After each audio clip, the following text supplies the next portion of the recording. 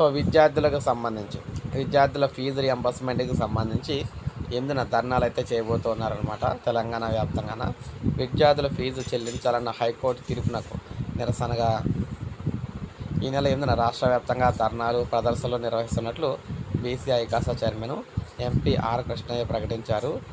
తీర్పుపై రాష్ట్ర ప్రభుత్వం వెంటనే అప్పీలుకు వెళ్లాలని డిమాండ్ చేశారు.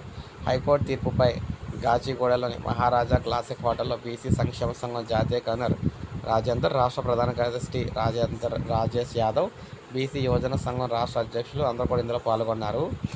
ముఖ్యంగా ఇందులో 18 బీసీ సంఘాల భవిష్యత్ కార్యాచరణ సమావేశంలో మాట్లాడారన్నమాట. రాష్ట్రంలో 14 లక్షల మంది పేద బీసీ, ఎస్సీ, ఎస్టీ విద్యార్థుల ఉన్నత విద్యపై ఈ తీర్పు ప్రతికూల ప్రభావం చూపుతుందని ఆందోళన వ్యక్తం చేశారు.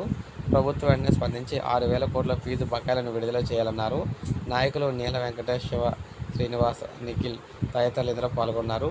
విద్యార్థులకు సంబంధించి ఫీజు రియంబర్స్మెంట్ బకాయిలను ప్రభుత్వం అయితే చెల్లించలేదన్నమాట. విద్యార్థులు అయితే చెల్లించాలని చెప్పేసి హైకోర్టు చెప్పడంతో రాష్ట్ర వ్యాప్తంగా ధర్నా అయితే చేయాలని డిసైడ్ అయ్యారు. 8వ తారీఖున తెలంగాణ వ్యాప్తంగా ఫీజు రియంబర్స్మెంట్కి సంబంధించి ధర్నా జరగబోతున్నాయి. సో ఇది మనకు అప్డేట్. ఒక లైక్ చేయండి, సబ్స్క్రైబ్ చేసుకోండి, మన ఛానల్ సబ్స్క్రైబ్ చేయండి.